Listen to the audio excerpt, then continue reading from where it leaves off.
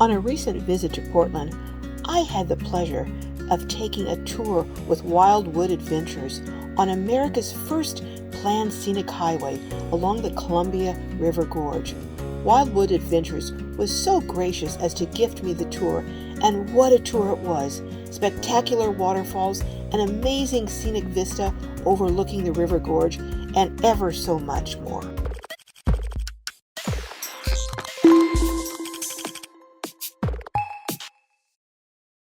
This is our wonderful guide, Dominique. And can you tell us again the name of the company you're with? I'm with Wildwood Adventures, based in Portland, Oregon. And you are from Portland here now. I've been here for 10 years, yeah, so that makes me a local. So tell us a little bit about this magnificent waterfall that I'm going to go up to look at in a few moments. Well, so this is the tallest freefall waterfall in the state of Oregon and the second tallest in the continental United States, 690 feet tall. Wow. Yeah, and it's all spring fed, so it runs year round. As opposed to, say, Yosemite, which you were saying is fed by groundwater. It's fed by groundwater, so it unfortunately dries up in the summertime. But all of our waterfalls are spring fed, so they run all year round. Now, this whole area, I'm sorry to interrupt you, but this whole area is called the Columbia River Gorge, you were saying? Yeah, this is the Columbia River Gorge National Scenic Area. This area was established in 1980, and it's actually the largest scenic area in the country. It's 86 miles long, where you have all of these beautiful rock formations that are lava flows that came through here millions of years ago. And then you have the beautiful Columbia River that flows through it, which is the largest river flowing into the Pacific Ocean. Thank you so much, Dominique. I'm looking so forward to the rest of the tour, but now I'm going to go up and get a closer glimpse of this waterfall. Thank you. Wonderful. Well, Globies, I told you I would take you on some of my adventures. And so it's a little bit wobbly, but as I'm walking, but you can see it's just beautiful. You look up through the trees, you can see the top of the waterfall, and I'm going to get a closer look up here.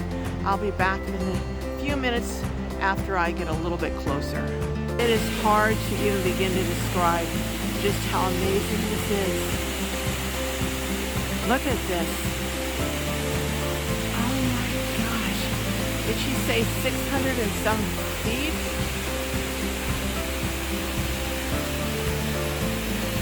Wow.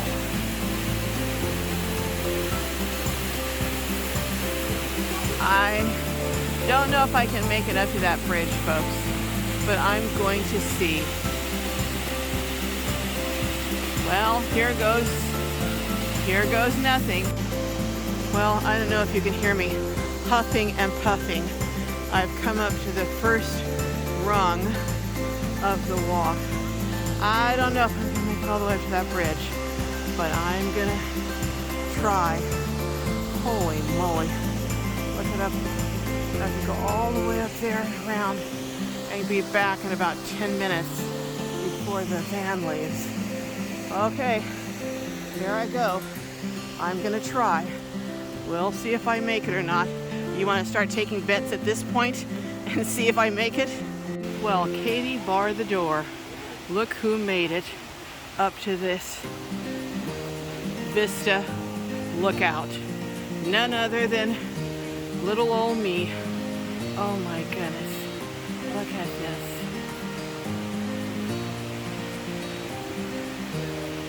You know, right now, during this time of year, this is such a popular place to come to that you have to have reservations.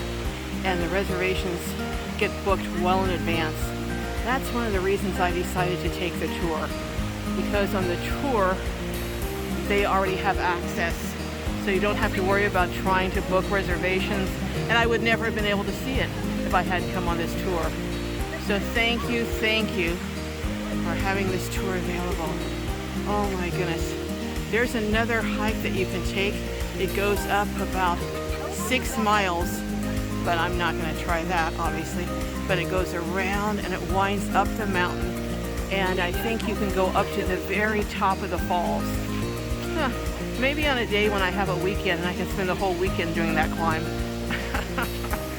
But here it is, and I'm going to take you on the rest of my tour. So come on and let's go. Well, this is part of the drive along the Columbia River Gorge. As you can see, it's just simply spectacular. We're going to be heading over to a fish hatchery. I know that sounds weird, but it is a place that I've been told you don't want to miss if you're in this area. So just sit back, enjoy the view for a few minutes, and we will be there soon. I am currently at the Bonneville Fish Hatchery. Who knew that a fish hatchery could be so interesting? But with this tour guide, Dominique, I am learning more, I have to tell you, than I probably learned in all my years in high school. This was part of the work program under Roosevelt, FDR, to put people to work. I didn't know there were several dams that were part of that program, but they apparently raise millions of fish in this hatchery every year to release back into the Columbia River. But I'm going to go over and rejoin the tour. I'm telling you, I've learned so much. I didn't know that Sacagawea spoke 4 languages when she went with Lewis and Clark. I also didn't know she took a 6-month-old baby along with her on the trip, and that she was only about 14 or 15. I'm telling you, I'm learning more from this guide from Wildwood Adventures than I learned in all my years of high school. So interesting, but you know what? I gotta go back and join this tour. I'll get back with you in a few minutes. Well, I'm feeding the rainbow trout. Apparently there's a special kind of food they eat, and oh my goodness. I am going to see if I can't snag Dominique for a couple of minutes to get a little more information about all of the different ponds there are. I saw there's a sturgeon pond, a trout pond. Then I saw a pond that looked like it had thousands and thousands of fish in it. And are indigenous to the Columbia River. These are not big. Nope, these are not big, right? These are little tween. Yeah, these might be about 10 years old. They're little tweeners. But white sturgeon can live to be over 100 years old. Wow. And reach 20 feet and 1,000 pounds. Whoa. Yeah, yeah. They're one of the most ancient living things on Earth. They're prehistoric. In fact, they go back in the fossil record 200 million years. What? Like sharks, right? In fact, you can see they have a dorsal fin like a shark, but then they're also kind of like a catfish. In fact, they're bottom feeders like catfish. They're actually older than trees. They existed before trees existed on Earth. Crazy to think about. See what I mean? What an amazing, informative education I'm getting today. Yeah. Who knew that sturgeon were prehistoric? I just found out that female sturgeon, 100 years old, can produce more babies than younger ones. Maybe I should have been a fish, huh? Anyhow. About 84 years old, and he's a little over 10 feet long and 500 pounds. So is this the largest sturgeon they've ever recorded? No, by no means. He's only 10 feet. He's only 10 feet long, and they can reach over 20 feet in length. Okay. So Herman, you guys, Herman is a fish with a story. Herman has survived 2 assassination attempts and a fish napping, and he used to be a show fish. So back when he was a show fish, right, they used to take him on display from state fair to state fair, and someone jumped in the tank and stabbed him 26 times, and he survived. What? So then they put him in a different fish hatchery, and there someone tried to fish nap him, stabbed him again, and he survived. Wow. Yeah, so Herman's a fish with a tail.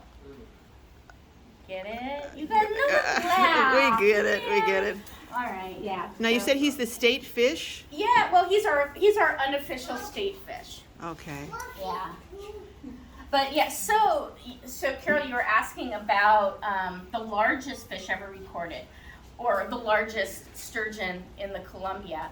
Well, when I was here a few months ago, there was a guy here from the Dalles, and he was telling me that the largest sturgeon are all east of the Dalles, because that's where you have that other dam. And the sturgeon are too big to go through the fish ladders, right?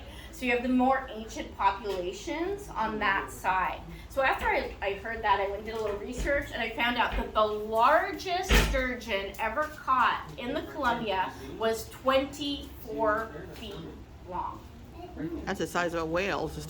Yeah, so more than twice the size of Herman. Wow. So you think he's huge. Imagine a fish twice that size. Well, we are going to see another waterfall. We are on Highway 30. It's considered the king of highways. Who knew? But it is a highway that was built by Sam Hill. And that's where that saying, "What in the Sam Hill," comes from. Because he thought if you made this highway that people would want to drive and see the beautiful splendors of Oregon. But that was when they had Model Ts, and based on the hills and things, they couldn't really maneuver up the highway. So that's where they're saying, "What in the Sam Hill," because they thought he was crazy for building this highway. But the technology caught up, fuel pumps and that kind of thing, and it is one of the most popular highways in Oregon. And in fact, during the summer, you have to make reservations to be on this highway. In the gorge, there are 90 waterfalls, and this is Horsetail Falls. Now, you guys know I didn't know all this on my own. All this information came from Dominique. But yes, apparently we can get right up to the base of this waterfall, Horsetail Falls. So I'm going to bring you guys along with me. So come on and I'll show you when I get up closer. What a day and what an adventure I am having today. I just can't even tell you how delighted I am on this tour. This is not as high as the other falls, but you can get right down to the pool. You can even swim in it if you want. This is Horsetail Falls. Oh my goodness. I told you guys I would take you down. I think I'm gonna walk down and get near the bottom. So I'll show you another short. Well, maybe I will, maybe I won't, but this is spectacular in itself. Horsetail Falls. Oh my goodness, I don't know how many more waterfalls we're gonna see today, but we're gonna see a few.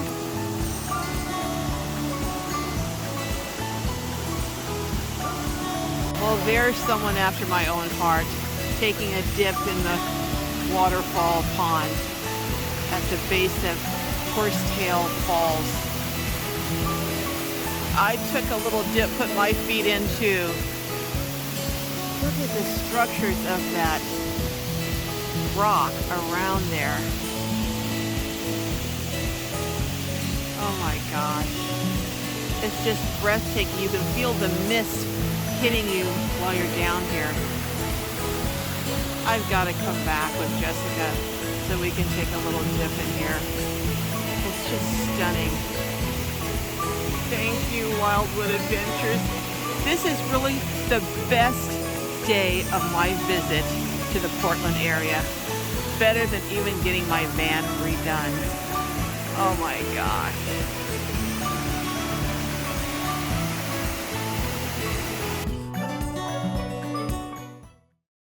Well, I am on yet another hike. This is Lateral Falls, and it is kind of a steep incline. And you can see, you can see down there. Can you see the water down there? I don't know if you can see it, but it's a pretty deep cliff over there. So I'm gonna be watching my P's and Q's so I don't get distracted while I'm taking a picture, and whoops, over the side I go.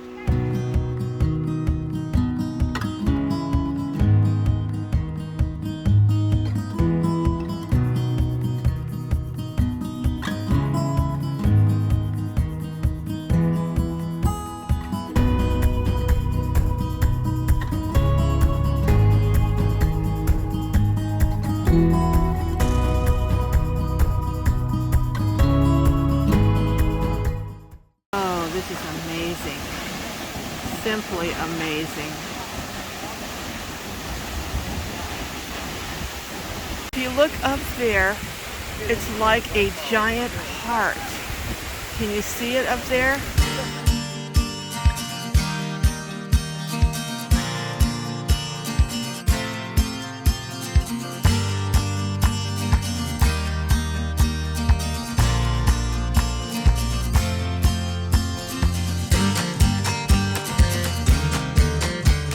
Well, this is the last stop on our tour.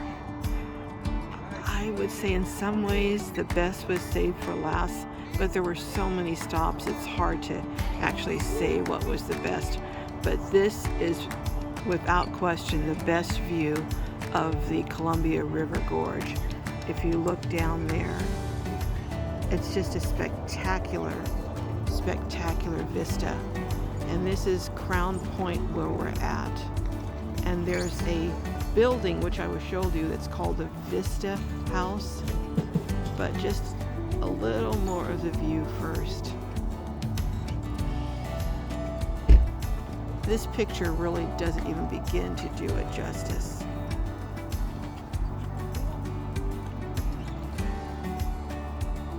But I will show you the Vista House. This is the Vista House, and it was built in, I'm not sure, I think somewhere between 1916 and 1920. And it's just somewhere to be a stopover for people who were on the Highway 30 doing that scenic route. And as you can see, all the windows are made of Tiffany glass. Just spectacular. And the roof is hand-done tile. And I understand inside is all Alaskan marble, but it's closed today, so we can't go inside. But it's just absolutely stunning, and just the perfect building to set here in this absolutely spectacular and stunning scene. Well, this is the end of the tour.